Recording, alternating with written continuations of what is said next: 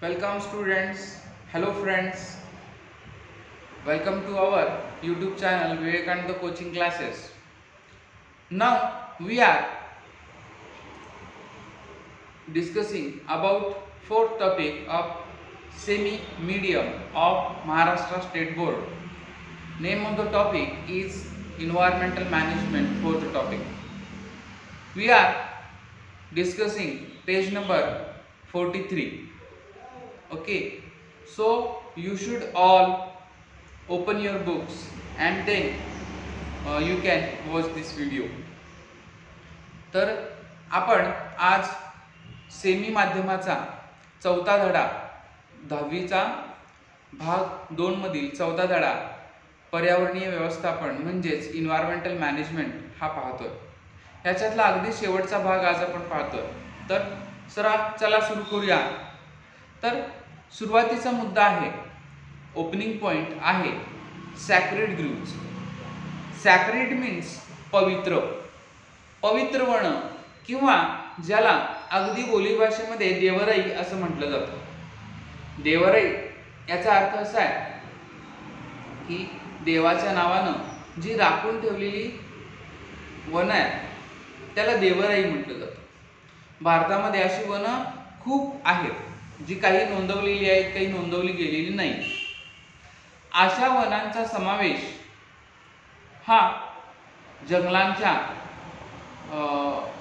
काय म्हणता येईल आपल्याला उत्तम प्रकारच्या आरोग्यदायी जंगलांमध्ये करता येईल. ठीक आहे.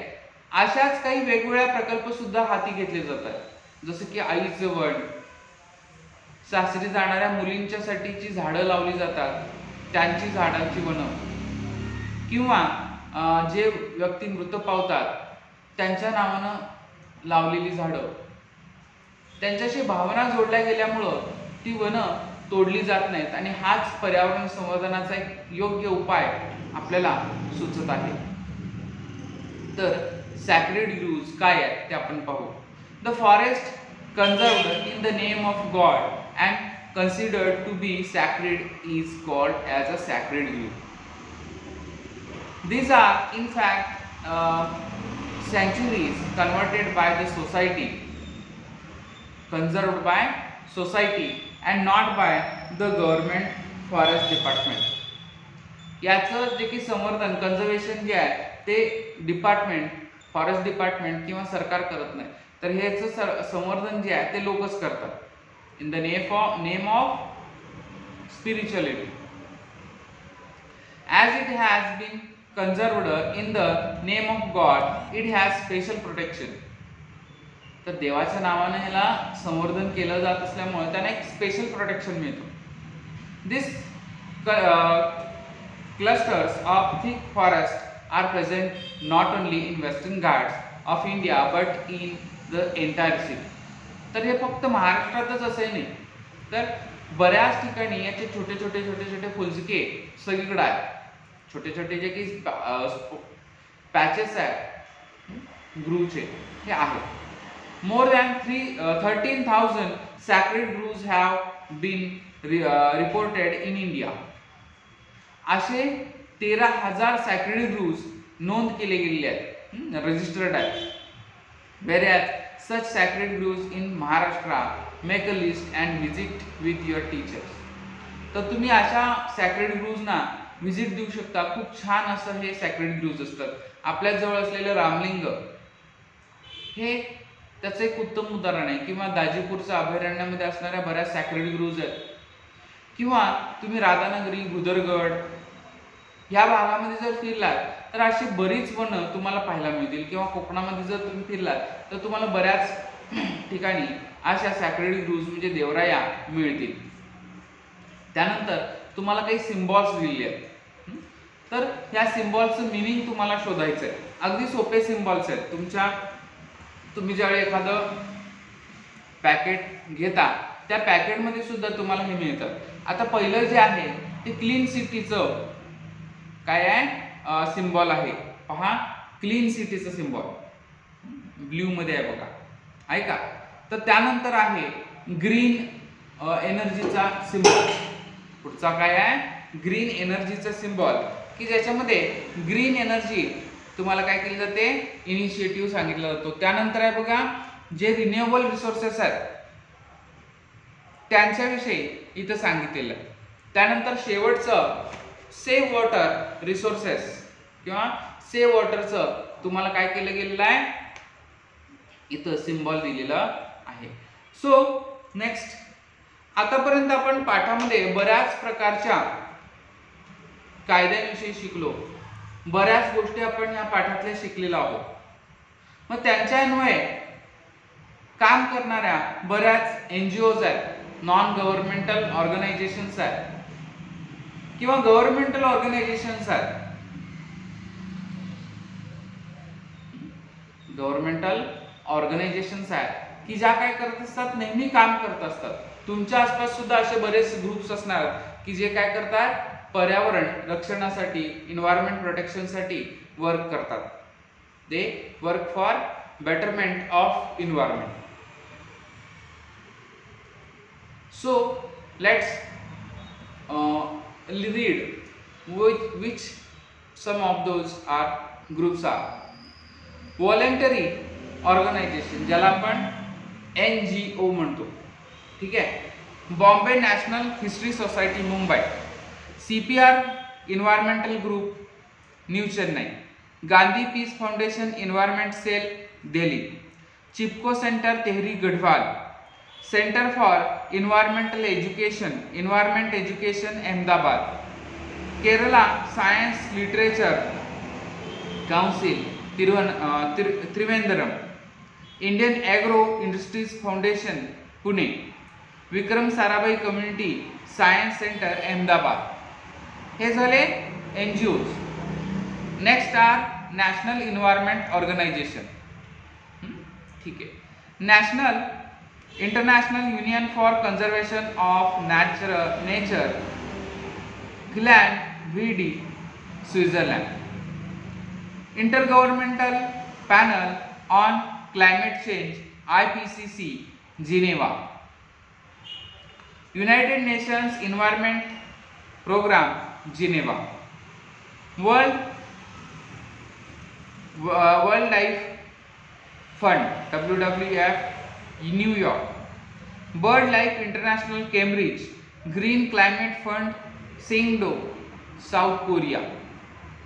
या सगळ्या ज्या काही नॅशनल इंटरनॅशनल NGOs यांची माहिती तुम्हाला इथे दिलेली आहे. तर अशीच एक संस्था आहे ग्रीनपीस नावाची. ती बघा, Greenpeace is world largest organisation engaged in environmental activities. More than 25 lakhs people from 26 different countries are members of this organization. Collect more information about the work of above mentioned organization. या mentioned organisation विषयी अधिकची माहिती तुम्ही मिळवा. त्यानंतर तुम्हाला एक web chart दिलेला आहे, वेब डायग्राम दिलेली आहे. त्याच्यामध्ये असलेल्या गोष्टींचं महत्त्व तुम्हाला समजून घ्यायचं आहे. माय रोल इन एन्व्हायरमेंट, एन्व्हायरमेंटमध्ये तुमचा रोल काय आहे ह्याच्याविषयी. जसं की कन्झर्वेशन पासून सुरुवात आहे. You should conserve your environment, conserving the available resources, control, what to control, preventing the harm. What our harms are done, we should prevent it. Stopping the harmful activities, we should stop harmful activities. Changing the mindset, we should give information about environmental conservation, and we can make their brainwash. We should wash their brains that they should avoid harmful activities of environment. Then the production, what will product revival of harmed factors of environment. We should plant more trees, we should develop sanctuaries, we should develop biodiversity patches. Attempting innovation, you should innovate some systems to develop or conserve our nature. Then awareness. What areas should we aware about? Education, guidance, awareness, त्यानंतर imitation, organisation, participation, याच्यामध्ये awareness produce केला पाहिजे. Even अजून बरेच आहेत, society, then industries, governmental agencies. त्यानंतर prevention, काय prevent करायचं आहे? प्रिव्हेंटिंग पॉसिबल हार्म्स, जिथे जिथे शक्य आहे पॉसिबल हार्म होणार आहे असं वाटतंय तिथं तो प्रिव्हेंट करायचा. त्यानंतर डिझायनिंग न्यू प्लान्स, तर प्लान्स डिझाईन करायचे आणि त्यामार्फत काय करायचं? प्रोटेक्शन ऑफ इन्व्हायरमेंट करण्याचा प्रयत्न करायचा. त्यानंतर फॅक्टर्स हार्मफुल टू इन्व्हायरमेंट, इन्व्हायरमेंटला हार्मफुल असणारे जे काही फॅक्टर्स आहेत त्यांना प्रिव्हेंट करायचं. त्यानंतर प्रिझर्वेशन, कशाचं प्रिझर्व करायचं, काय प्रिझर्व करायचं?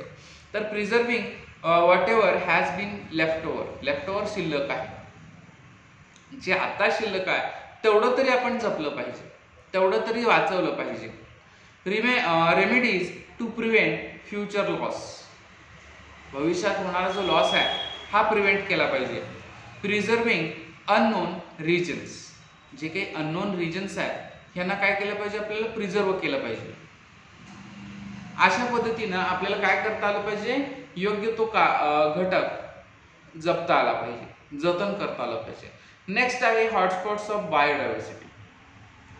हॉटस्पॉट याचा अर्थ असा आहे की अगदी क्रिटिकल स्टेटमध्ये जे आहेत असे की जिथं पर्यावरणाची हानी खूप झालेली आहे आणि आता काहीच प्रमाणात काय म्हणू आपण चांगलं वन जिथं शिल्लक राहिलेलं आहे त्यांना आपण संवेदनक्षम क्षेत्र किंवा जैवविविधतेची संवेदनक्षम क्षेत्र असं म्हटलं जाईल. मग अशी क्षेत्र जी आहेत, those areas which areas are on the way of extinction, there is 15.7% of area is covered by hotspots, well health forest, but now there is 2.3% of healthy forest is remain on our earth. It is very threatening, it is very threatening. So we should take actions for developing this glory. 34 highly sensitive biodiversity spots are reported all over the world. पूर्ण जगामध्ये 34 असे sensitive biodiversity spots आहेत जे registered आहेत. Such areas had once occupied 15.7% of the earth, ज्याचा 15.7% इतका भाग हा काय होता? अशा जंगलांनी व्यापलेला होता. At present 86% of these sensitive areas are already destroyed. त्याच्यातला 86% जो एरिया आहे हा ऑलरेडी काय झालेला आहे? नष्ट झालेला आहे. Only 2.3% area of earth has been left over with sensitive spots. Sensitive spot मध्ये फक्त 2.3 इतकाच प्रदेश शिल्लक राहिलेला आहे. It includes 1,50,000 plant species which are 50% of the world count. World count मधला 50% जो काही नेचर आहे, प्लांट्स आहेत हे एक्सटिंक्ट झालेले आहेत. As far as India is considered out of 135 species of animals, 85 species are found in the jungle of eastern region. Eastern रिजनमध्ये यातल्या 85 स्पीसीज फाउंड होतात. About 1,500 endemic plant species are found in western Ghat. जो आपला महाराष्ट्राचा western घाट आहे याच्यावर जवळजवळ 50,000 प्रकारचे वृक्ष आढळतात. Collect more information about locations of this hotspots present in the world. वर्ल्डमध्ये प्रेझेंट असणाऱ्या ह्याच स्थळांच्या विषयी अधिक माहिती तुम्हाला मिळवायची आहे. त्यानंतर 3 endangered heritage place of the country. कंट्रीच्या अशा काही प्लेसेस ज्या हेरिटेज होत्या पण त्या एंडेंजर्ड झालेल्या. तर western Ghat spread over the states of Gujarat, Maharashtra, Tamil Nadu, Goa, Kerala ह्या सगळ्या राज्यांमध्ये असणारा जो की वेस्टर्न घाट आहे याच्यामध्ये खूप मोठ्या प्रमाणात मायनिंग ऍक्टिव्हिटीज होतात. इवन जंगलतोड म्हणजेच डिफॉरेस्टेशन होत आहे. That is why here's biodiversity is mostly affected and mostly bisons and Asiatic lions are affected by it. Then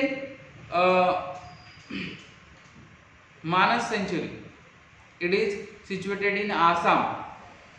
Due to dam construction, most of area of Manas Sanctuary is overlapped by water bodies and hence their rhinos are threatened. Then Sundarban Sanctuary, it is situated in West Bengal. West Bengal's tiger is threatened because of this strip tigers. Hence their plantation or their biodiversity is greatly affected. Their mangroves are destroying for fuel, for mining activities, for fisheries. They are continuously destroying the vegetative covers. That is why some or most of biodiversity is threatened. Next point is classification of threatened species. There are 4 classification are developed among those species. First is endangered species. Either number of these organisms is declined or their habitat is shrunk to such as extent that they can be extinct in near future. हल्लीच्या येत्या भविष्यामध्ये हे नष्ट होण्याच्या मार्गावर आहेत, कारण यांचा जो काही राहण्याची ठिकाण आहेत हॅबिटेट्स ह्या नष्ट होत आहेत, नष्ट केल्या जात आहेत, ज्याच्यामुळे डेंजर मध्ये आहेत. If conservative measures are not implemented, example lion tail monkey, lesser Phorcyon, they will extinct. Then आहे rare species. Number of this organism is considerably declined. Organisms of this species being endemic may become extinct very fast. Example red panda, musk deer. They are very sure they will extinct in near future. Then vulnerable species. vulnerable म्हणजेच अशा species की ज्या संवेदनशील आहेत आणि ज्या कधी नष्ट होऊ शकतात. Number of this organism is extremely less and continue to decline. हे कमी आहेतच, त्याचबरोबर आणखीन हे कमीच होत चाललेले आहेत. Continuous decline in their number is worrisome reason. Example tiger, lions and etc. Okay. त्यानंतर intermediate species म्हणजे अनिश्चित प्रजाती. Indeterminate म्हणजे ज्यांची निश्चिती झालेली नाही, because they are very shy. We cannot find their exact number because they are shiny nature. shy nature, okay, timid nature. These organisms appear to be endangered, but due to their some behavioral habits like shyness, there is no definite and substantial information. Example, giant squirrel or shrew. It is found in Bhimashankar Sanctuary of Pune. Okay, so next आहे do you know.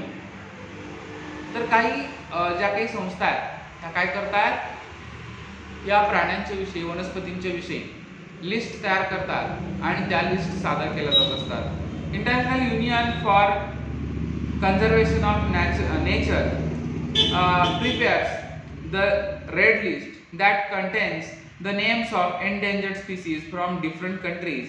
Pink pages of this book contain the names of endangered species, while green pages contain the names of previously endangered but presently safe species. काही species जे आहेत ते endangered मध्ये आहेत, काही danger मध्ये होत्या पण आता डेंजर मध्ये नाही.